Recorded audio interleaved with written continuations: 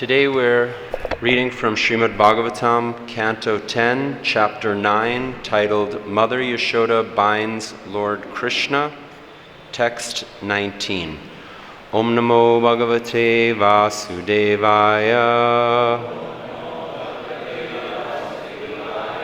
Om Namo Bhagavate Vasudevaya. Om Namo Bhagavate Vasudevaya.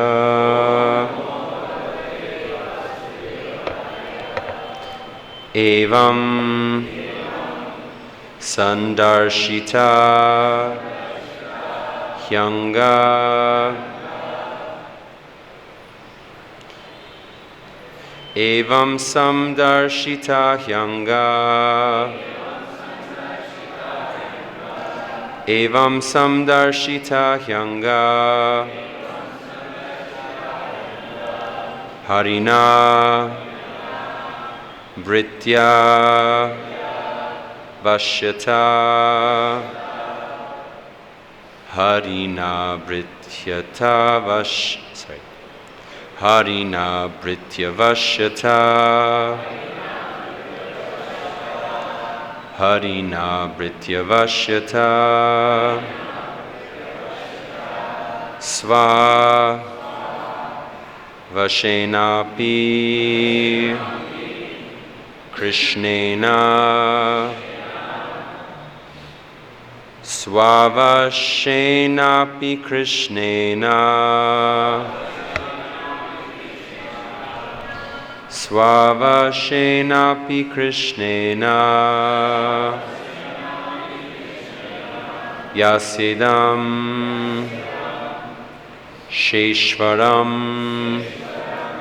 vaśe. vaśedaṁ seśvaraṁ vaśe.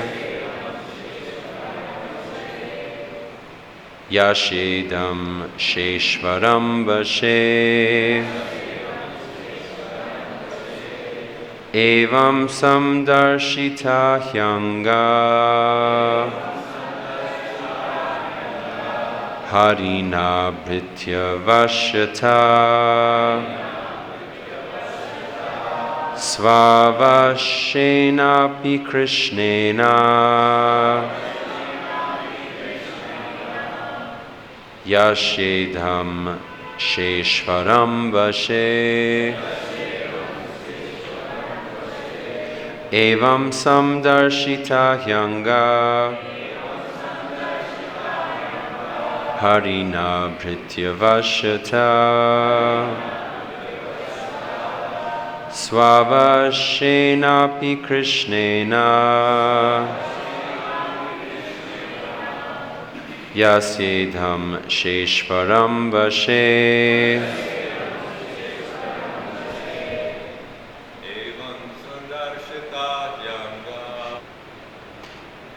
Evam, in this manner, sandarśitā was exhibited. He, indeed, aṅga, O Mahārāja Parīkṣit, hariṇā, by the Supreme Personality of Godhead, bhṛtya-vaśyatā, his transcendental quality of becoming subordinate to his servitor or devotee. Sva-vaśenā, he who is within the control only of his own self. Api, indeed. Kṛṣṇena, by Krishna. Yasya, of whom? Idam, the whole universe. Sa-īśvaram, with the powerful demigods. like Lord Śiva and Lord Brahmā. Vaśe, under the control. Translation and purport by His Divine Grace, Srila A.C. Bhaktivedanta Swami Srila Prabhupada. Translation: O Mahārāja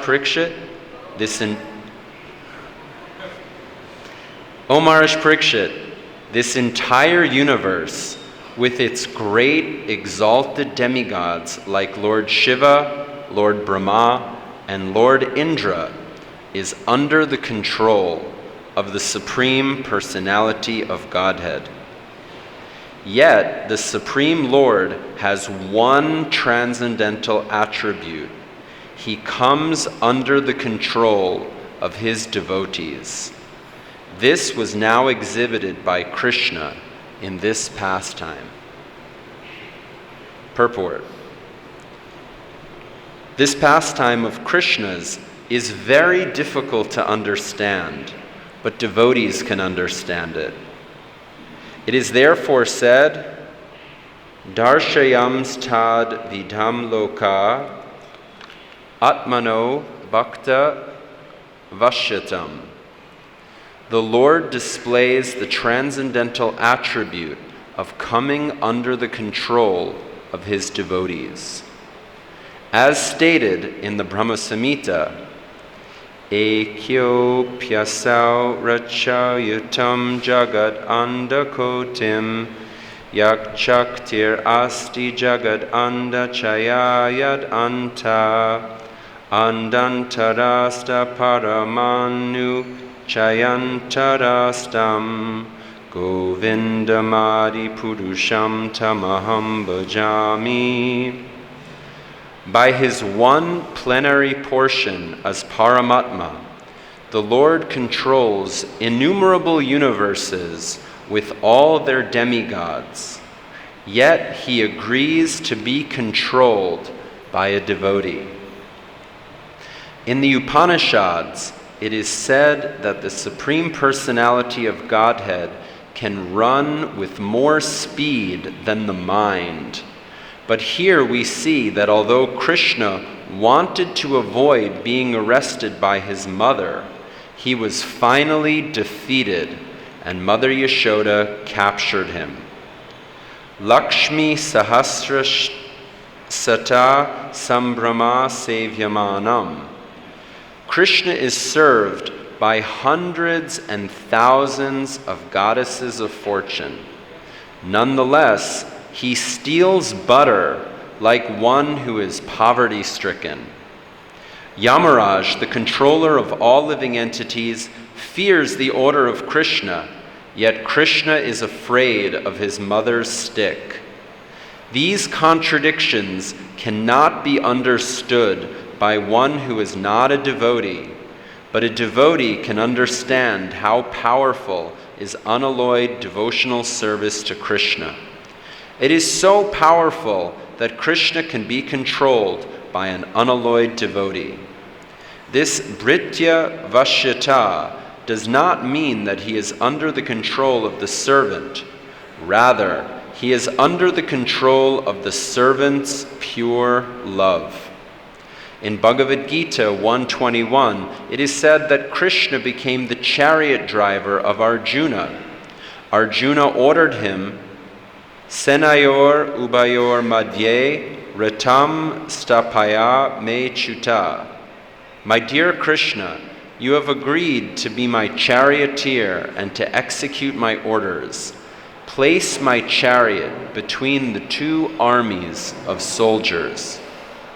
Kṛṣṇa immediately executed this order, and therefore one may argue that Kṛṣṇa also is not independent.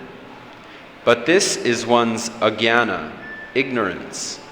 Kṛṣṇa is always fully independent when he becomes subordinate to his devotees.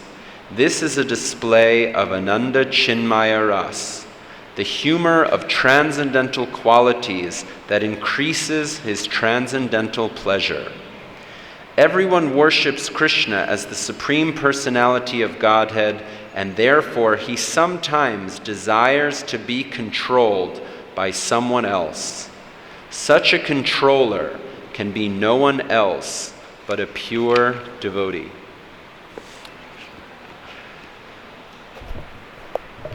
Om Jnana-timirandasya Jnananjana Shalakaya Chakshulam Militam Yena Tasmai Sri Gurave Namaha. Sri Chaitanya Manobhistam Stapitam Yena Bhutale Swayam Rupa Kadamayam Tadati Swapadantikam Vandeham Sri Guru Shri Yuta Padakamalam Sri Gurun Vaishnavamscha Sri Rupam Sagrajatan Sahagana Raghunathan Vitam Tam Sajivam Sadvaitam Savadutam Parijana Sahitam Krishna Chaitanya Devam Sri Radha Krishna Padan Sahagana Lalita Shri Vishakan Vitamscha He Krishna Karuna Sindhu Dinabandhu Jagatpate Gopesha Gopika Kanta Radha Kanta Namostute Tapta Kanchana Gaurangi Radhe Vrindavaneshwari Rishabhanu Sutta Devi Pranamami Hari Priye Vanshakalpa Tarubhyascha Kripa Sindhu Vaevacha Patitanam Pavanebhyo Vaishnavebhyo Namo Namaha. Sri Krishna Chaitanya Prabhu Nityananda Sri Advaita Gadadhar Shivasadi Gaura Bhakta Vrinda. Hare Krishna Krishna Krishna Hare Hare Hare Rama Rama Rama Hare Hare. We'll read the verse one more time. O Mahārāja Parīkṣit, this entire universe, with its great exalted demigods like Lord Śiva, Lord Brahmā and Lord Indra, is under the control of the Supreme Personality of Godhead. Yet the Supreme Lord has one transcendental attribute. He comes under the control of his devotees. This was now exhibited by Kṛṣṇa in this pastime. Such a beautiful verse and purport. I don't know that I can do justice to this. Shri Krishna Balaram ki jai, Shri Gornitai ki jai, Shri Radha Sham Sundar Lalita Vishaka Devi ki jai. As always, I'm very embarrassed to speak in front of so many exalted devotees and seniors. Please have mercy on me. So Kṛṣṇa is the supreme controller who is ruling the universe, who's ruling all of the great demigods like Indra, like Brahmā, like Lord Śiva. But at the same time, his mother is controlling him. We've been hearing Kṛṣṇa broke the butter pot while his mother was attending to the milk, and he had to be punished, and so she bound him up with many ropes. So it is a great mystery. Prabhupada said it's very difficult to understand how Kṛṣṇa can be controlled. This is something that only devotees can understand. We know from Bhagavatam, Nanda Maharaj was doing the Indra Yajna. He wanted to do a sacrifice for Lord Indra. Kṛṣṇa said, why are you doing this sacrifice? Actually, it's not very good for you to do this sacrifice. And somehow he convinced his father, instead of doing this sacrifice for Indra, we should do sacrifice to Govardhan. And so he induced all of the residents of Vrindavan, instead of worshipping Indra, to worship Govardhan Hill. And Indra didn't like it. He was very dissatisfied, and he became very angry. He called the clouds of universal destruction, the Samvartika clouds, to put devastating rainfall onto Vrindavan. And just to save all the residents from that horrible rain, Krishna lifted up Govardhan Hill. All of the residents of Vrindavan came under the shelter of Govardhan Hill for 7 days, so that the rain would not harm the residents of Vrindavan. We all know that story. So, Lord Indra, when he understood the offense that he made, then he became very humble, and he came with the Surabi cow to Vrindavan to beg forgiveness for his terrible mistake. He was saying, you know, this sacrifice is always done to me. The residents of Vrindavan are always doing these sacrifices to me, and you stopped it. And I thought, who is this person? Actually, Indra is a demigod, so he knows something about Krishna, and he thought, but who is this boy? I couldn't understand that you are playing in this village. I couldn't understand, because Krishna is beyond the three modes of material nature, and here you are playing just like a village boy. So I couldn't recognize your position. I became very arrogant and puffed up. Now I can understand who are the people in this village. So like that, Indra apologized. He became humbled. And Krishna established, even in his position as a small village boy, who he is in relation to Indra. Another story was when there was a great demon, Bhaumasura, who was the son of the earth. And he became very dominant as a demon, and even took over a portion of Mount Meru. If you know the description of the Bhumandal, it's a little mysterious. There's a great mountain in the middle of the plain of Bhumandal, and the top of that mountain is a heavenly place where Indra is in charge. And at one point, that Bhaumasura, he had stolen the earrings of the mother of Indra, Aditi. And so there was some complaint against this Bhaumasura, how he's becoming so dominant and influential with some demonic rule, and he stole many valuable things, including those earrings. So Krishna went to rectify the situation by defeating that demon. It's described how his kingdom was protected in a very amazing way by the ingenious architecture of the Mora demon. So Krishna had to kill that 5-headed Mora demon. Maybe that is where he got the name Murari.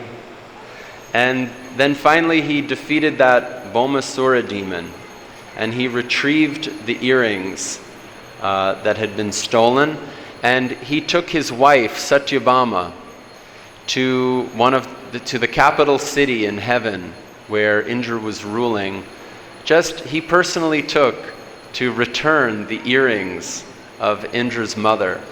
And it says that Indra received Krishna with a lot of respect, a lot of kindness, a lot of grace when he received those earrings.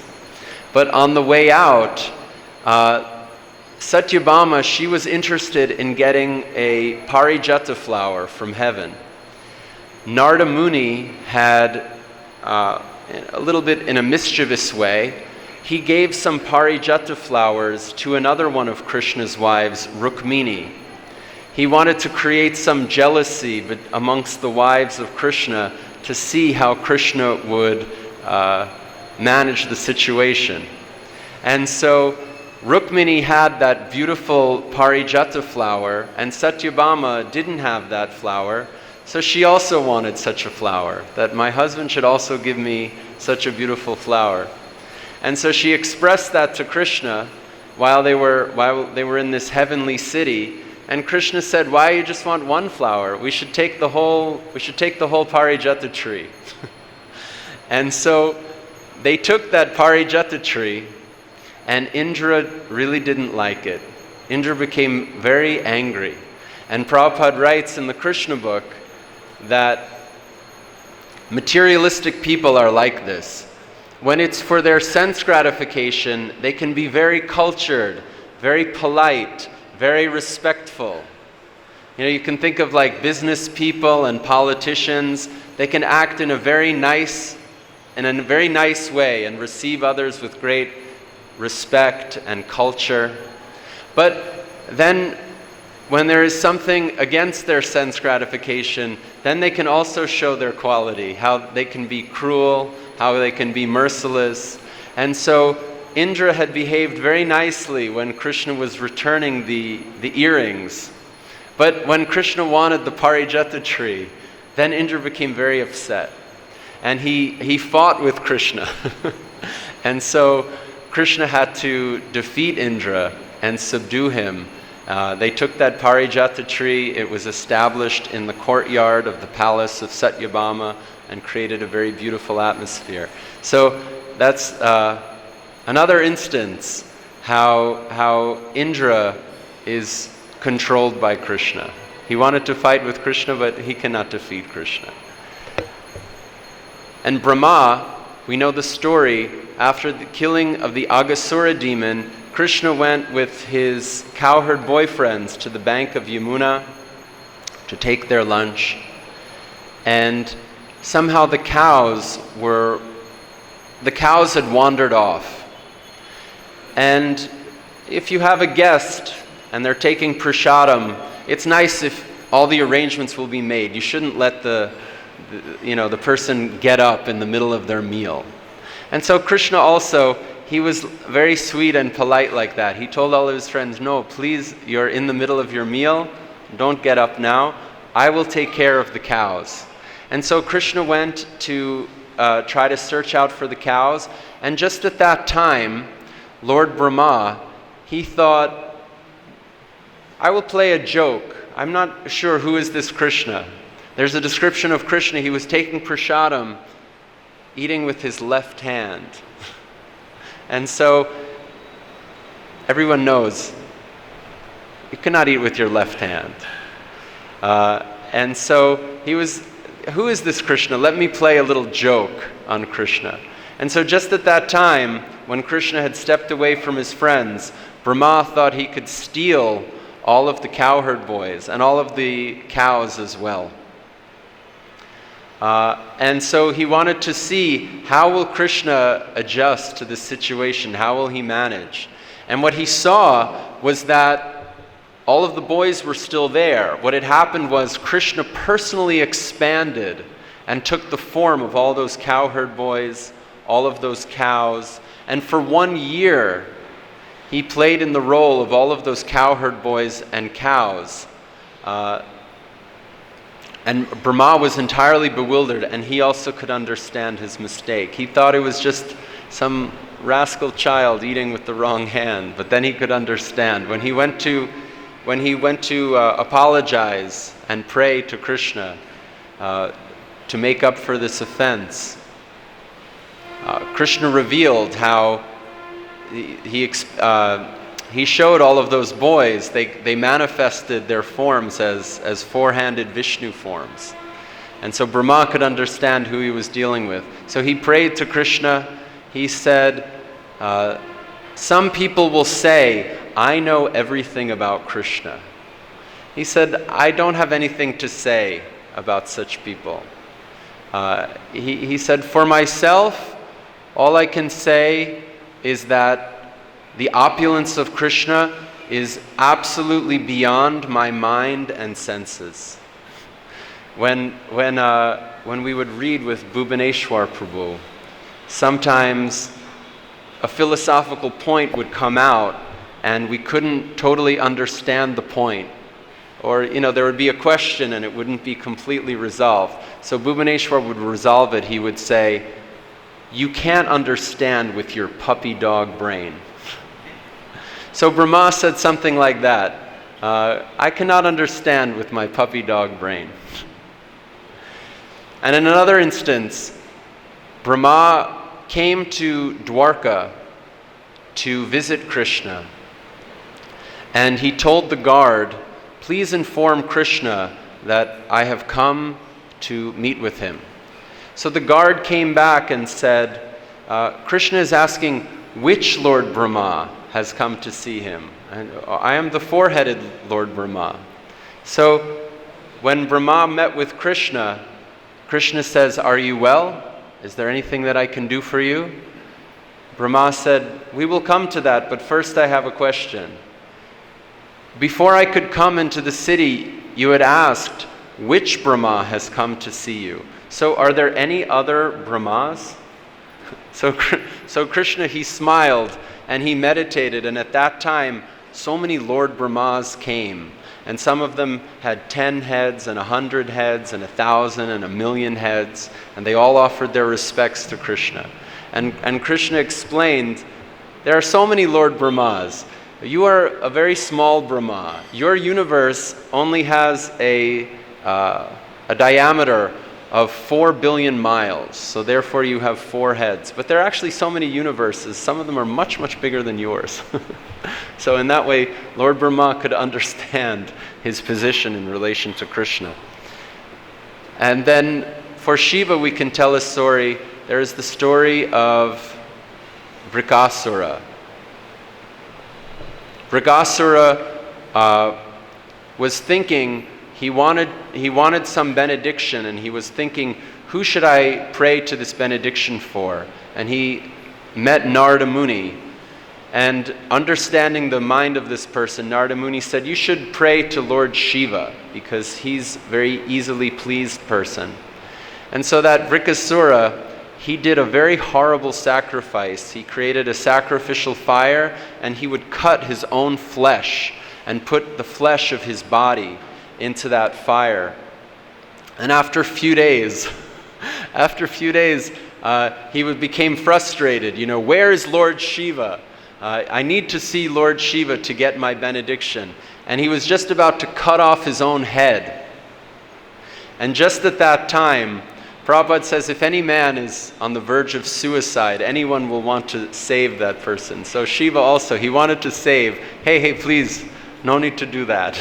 So he came, he said, I will give you what you want. What kind of benediction do you want? And so Vrikasura said, I want the power that anyone whose head that I touch, that head will crack and that person will die. And so it's a very horrible benediction. But Śiva granted that benediction. And then Vrikasura, first thing he thought was, well, now I want to try it out. And so he wanted to touch the head of Śiva to see if his benediction worked. And so there was a great chase, and Śiva was running all around the universe, running away from that Vrikasura. Finally, he ended up in Svetadweep, which is like a Vaikuntha planet within this world where Narayan resides. And so Narayan at that time, he took the form of a brahmachari. And when that Vrikasura came there to try to catch Lord Śiva, Narayan in the form of that brahmachari, he greeted that demon and also asked, about his welfare, what are his needs. So he's saying, I got this benediction from Śiva, but now I want to try it out, and Śiva has run away from me. And so Narayan, in the form of this brahmachari, he said, are you sure he gave you that benediction? He says, I'm not really sure about that. Actually, that Śiva, he's like a different kind of person. When he got into a quarrel with Daksha, his father-in-law, then they made him the leader of the ghosts. And so there's always so many ghosts around him. He can cheat you. This guy is not like a clean guy or something. So he said, why don't you test it out on yourself to see if you really got that benediction? So anyway, so Brikasura, he touched his own head, and in that way he died and the demon was defeated. So it is an example of how Śiva was protected by Kṛṣṇa. And one more story I can tell. From Nectar of Devotion, the qualities of Kṛṣṇa are given there. And one of Kṛṣṇa's qualities is Kṛṣṇa's attractive flute. So it says in Bhagavatam, the gopis tell Mother Yashoda, when your son plays on his flute, Lord Śiva, Lord Brahmā and Indra, although they are supposed to be the greatest learned scholars and personalities, all become bewildered. Although they are very great personalities, by hearing the sound of Kṛṣṇa's flute, they humbly bow down and become grave from studying the sound vibrated. So, if you have some experience in music, if you're playing your flute in front of maybe like general public, then that's one thing. It may not be so hard to impress people. But when you're playing your flute in front of very learned pundits, people who are like really good musicians. And so Lord Śiva, Lord Brahmā, Lord Indra, they are great scholars. They have a very deep understanding of music. But when Kṛṣṇa plays his flute, they all become completely bewildered.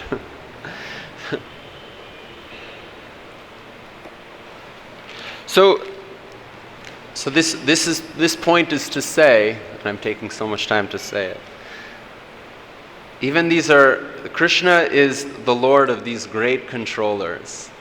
But Mother Yashoda is controlling him. How is it possible? And this verse is quoted from Bhagavatam. Srila Prabhupada quotes,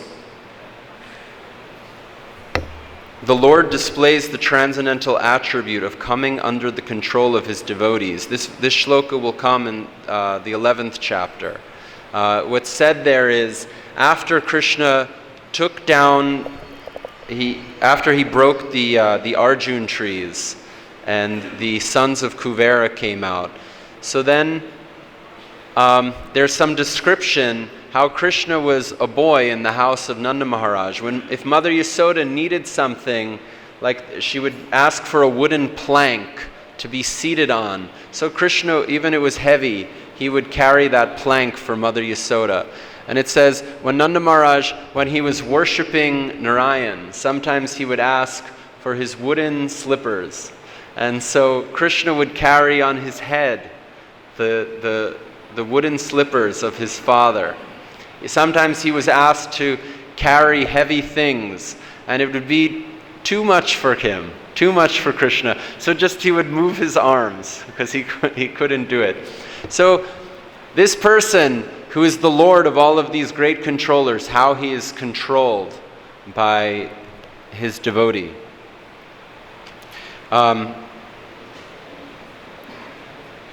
Among the 64 qualities of Kṛṣṇa, there is also this description. I think maybe we don't even have time for it, but Kṛṣṇa is described, he is controlled by love. He is controlled by the love of his devotee. In Srila Prabhupada is discussing about Arjuna, how Kṛṣṇa became the charioteer of Arjuna. And he quotes this verse from the first chapter when Arjuna asks Kṛṣṇa, please draw my chariot between the two armies. Srila Prabhupada gives a very beautiful purport that also highlights this point of Kṛṣṇa coming under the control of his devotee. Srila Prabhupada writes, although Lord Kṛṣṇa is the Supreme Personality of Godhead, out of his causeless mercy, he was engaged in the service of his friend. He never fails in his affection for his devotees, and thus he is addressed here as infallible.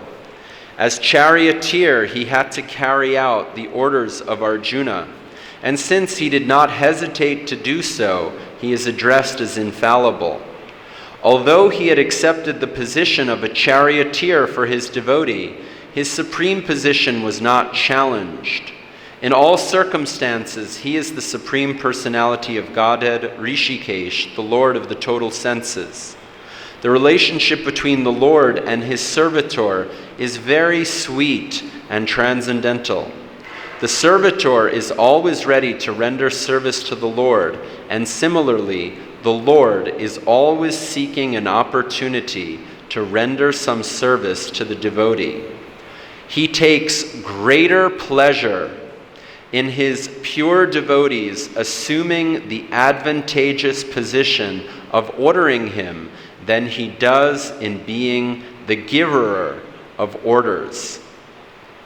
Since he is master and everyone is under his orders, and no one is above him to order him, but when he finds that a pure devotee is ordering him, he obtains transcendental pleasure, although he is the infallible master in all circumstances. At that same verse, Srila Prabhupada writes in the Kṛṣṇa book how he says, this same verse quoted from the 11th chapter that will come. Prabhupada writes, just to show the philosophers and the impersonalists, Krishna made this display how he has come under the control of the devotee. There's a story in Chaitanya Charitamrita of the illiterate Brahmin. He was told by his guru to read Bhagavad Gita, but he wasn't very fluent in Sanskrit. And so people would laugh at him. They would mock him because a Brahmin should be a literate person.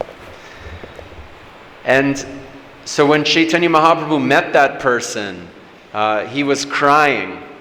And Chaitanya Mahaprabhu said, why are you crying? And he said, sir, when I look at the picture on the cover of my Bhagavad Gita, how Arjuna is in the chariot and Krishna has taken the subordinate role of charioteer serving his devotee, then I become overwhelmed with this emotion. And Chaitanya Mahaprabhu, he appreciated this person, he has understood the Bhagavad Gita, how Krishna is serving his devotee. And finally, one more story. It describes in the Chaitanya Bhagavat. Nimai Pandit, he was wandering in Navadvip as a very arrogant scholar. He was a very high-class Brahmin, and he became very learned at a very young age, and he loved to argue and debate. It said that was like the sport of Navadvip, was logicians debating with one another. And so Nimai Pandit, he would, just as he is walking on the road, he would like practically harass people. He would say like, hey Mukunda, or hey Gadadhar, come tell me, what did you learn today? Tell me about what studies you learned today. And whatever they said, Nimai Pandit, he would argue with them, and he would defeat their arguments, and no one could touch his arguments. And similarly, the Digvijay Pandit, he was a great learned Pandit who was famous for going to so many places and engaging in logical argument and debate. And he would defeat everybody, and he would take a certificate from them. You know, I have been defeated by the Digvijay Pandit. So he could show everybody, look, I'm a very big Pandit. So he came to Navadvip, and he met young Nimai. And Nimai, he was very young, and he was teaching grammar, which was considered not such a high subject after all. And so he asked that Pandit, we want to hear something from you. Maybe you can compose something about the river Ganga. And so that Pandit was such a brilliant person, he immediately composed 100 verses glorifying the Ganga. And after he was done reciting those verses, Nimai Pandit, he just picked out one verse and he said, when you have said this verse, I'm not sure about how you've used the grammar in this verse. And the Pandit, he was so astonished. How did you just memorize? I just said those verses so quickly. How did you even memorize anything? And he says, well, some people, they have different talents. I have this talent like that. So he found a mistake in that verse, and he completely humbled the Digvijay Pandit. Digvijay Pandit was defeated in front of Nimai Pandit. But that's not the story I want to tell. Ishvarapuri, he came to Navadvip at this time when Nimai was in this mood of an arrogant scholar. And he was very pure, beautiful Vaishnav. He would associate with Advaita Acharya and the other devotees discussing Krishna consciousness. At this time, Nimai Pandit was not yet manifesting his pastimes as a devotee. So Ishvarapuri, he would associate with the devotees, and he had written a book on Krishna Lila, and he would give lectures and speak about Krishna Lila for the pleasure of devotees. So at one time he met Nimai Pandit on the road, and he understood this person is a very learned scholar. And so he asked, he said, I've written this book on Krishna Lila, but I need an editor. I need someone to go through and find any mistakes that are in the book. And so Nimai Pandit, he was very respectful, and he was a little reluctant to do that. He said, sir, you're a great Vaishnav. Everything that you say is perfect because you're just speaking about Krishna. So it is not my place to try to find any fault with your writing. But Ishvarapuri, he insisted, no, I want to improve. If there's any grammatical mistakes in the book, I want it to be corrected. And so Nimai Pandit, he read through that book, and there was something he found there. He said, you have not used this verb correctly. And so he explained that to Ishvarapuri. This verb is not correct. It should be corrected. And so Ishvarapuri, he went back and he studied. He took some time to review the issue. And he came back and he said to Nimai Pandit, no, actually the way this verb has been used in my book, it is correct. I have checked everything, and you are making a mistake. And actually it was true. In that case, Nimai Pandit, he was defeated. Ishvarapuri, his book was correct, and the fault that Nimai Pandit thought that he had found, actually it was Nimai Pandit's mistake. So Nimai Pandit was very satisfied, very happy. Why? Because again, he had become under the control of his devotee. When it comes to the big materialists, when it comes to the arrogant demigods, then Krishna may have to cut them down, take away their pride, take away their opulence. But in this case, in the case of Ishvarapuri, the great devotee, he was very satisfied to be defeated. So maybe I'll leave it there if there are any questions or comments.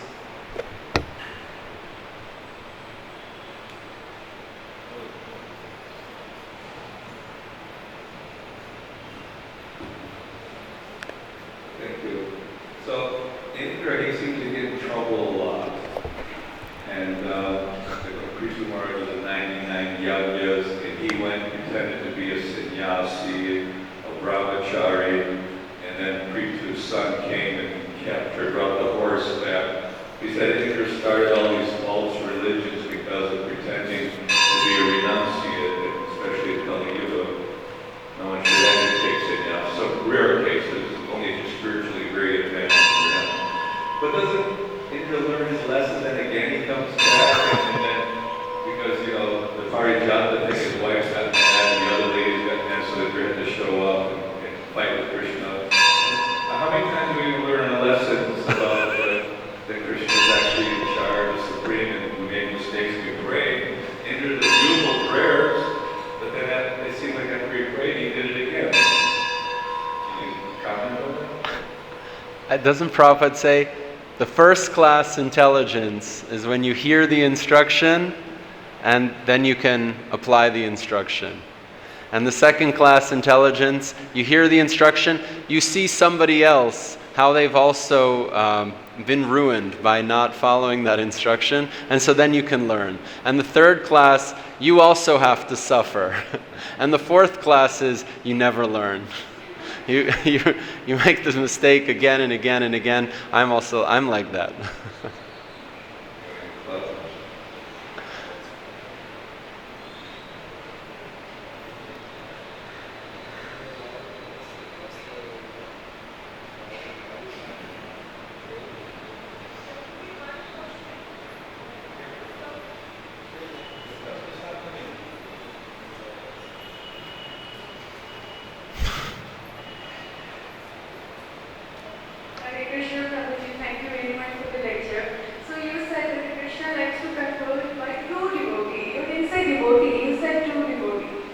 Sorry? Yes? You said Krishna loves to control by true devotee Yes. instead of devotee. Yes. So could you kindly define this true devotee? Right.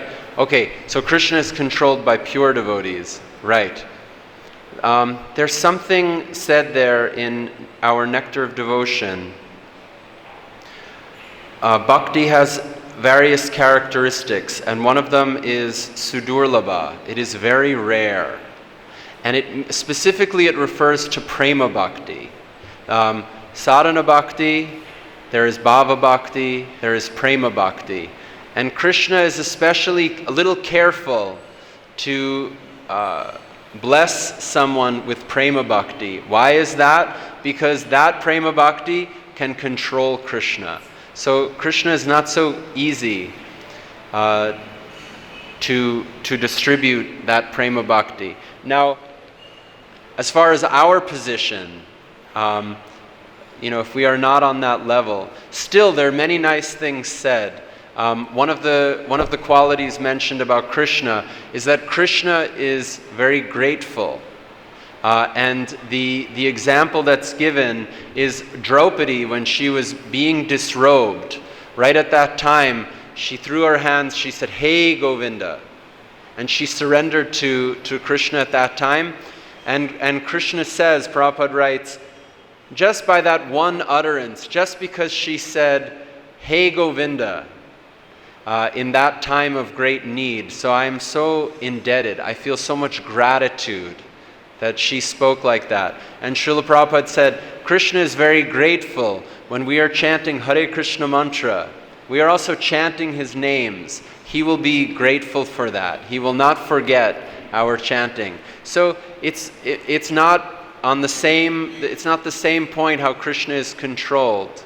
But still, by gratitude, a person is also, there's some control. If you feel very grateful to somebody, then you feel an obligation to them. So Krishna will feel some obligation if we will sincerely call to him by serving him, by singing his names like that. So that's one answer I can give to this question.